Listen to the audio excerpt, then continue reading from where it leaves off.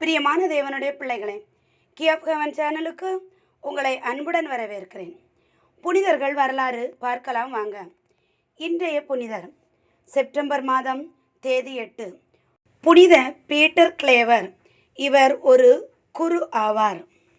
புனித Peter clever June மாதம் 26ஆம் தேதி 1580 ஸ்பெயினில் பிறந்திருக்காங்க. இவர் அடிமைகள் மற்றும் கொலம்பியா நாட்டின் பாதுகாவலராக இருக்காரு. இவருடைய நினைவு திருநாள் செப்டம்பர் தேதி 8.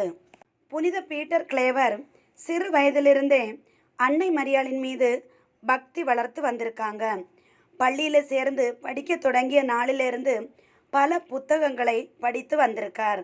தமது இளம் வயது படிப்பை முடித்த பின்பு 1596ஆம் ஆண்டு பர்சலோனா என்ற நகரிலிருந்து புகழ் வாய்ந்த கல்லூரியில் படித்தாராம். கல்வி படிப்பை முடித்ததும் 1802ஆம் ஆண்டு குருவாக ஆசை கொண்டு இயேசு சபையில் சேர்ந்திருக்காங்க. இவர் மயோர்கா நகரில் மீண்டும் தனது படிப்பை தொடர்ந்திருக்கார். அங்கு கல்லூரி படிப்பை முடித்த பின் 1616ஆம் ஆண்டு குரு பட்டம் பெற்றிருக்காங்க. புதிய குருவான இவர் நீக்ரோ அடிமை மக்களிடம் பணியை தொடர அனுப்பப்பட்டார்.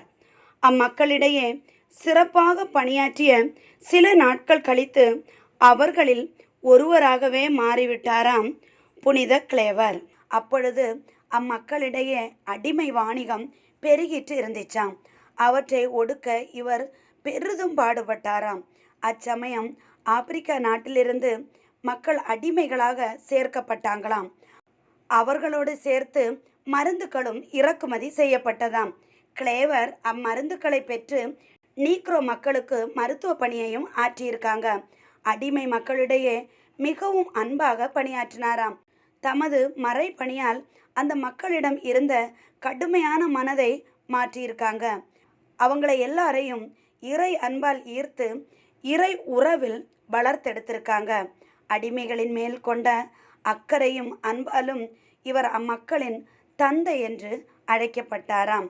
பின்னர் செப்டம்பர் மாதம் 8ஆம் தேதி 1654ஆம் ஆண்டு இறந்திருக்காங்க. இவருக்கு முத்தி பேறு பட்டம் ஜூலை மாதம் 16ஆம் தேதி 1851ஆம் ஆண்டு திருத்தந்தை 9ஆம் பயஸ் கொடுத்திருக்காங்க. புனிதர் பட்டம் ஜனவரி மாதம் 15ஆம் தேதி 1888ஆம் ஆண்டு திருத்தந்தை 13ஆம் லியோ கொடுத்திருக்காங்க. பிரியமான தேவனுடைய பிள்ளைகளை, இன்றைய புனிதர்கள் வரலாற்றில் புனித பீட்டர் கிளேவரை பற்றி அழகாக பார்த்தோம்.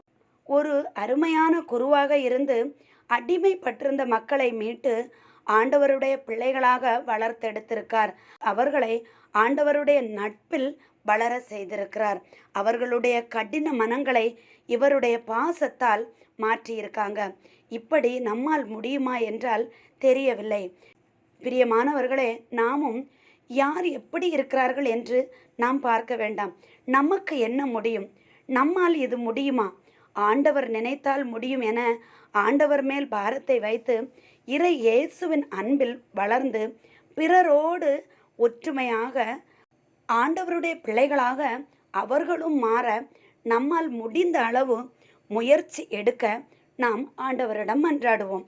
நம் ஆண்டவராகிய இயேசு கிறிஸ்து நம் அனைவரையும் ஆசீர்வதித்து வழிநடத்தி காப்பாராக. ஆமேன். என்றும் அன்புடன் லைலா ஜேசுபாலன்.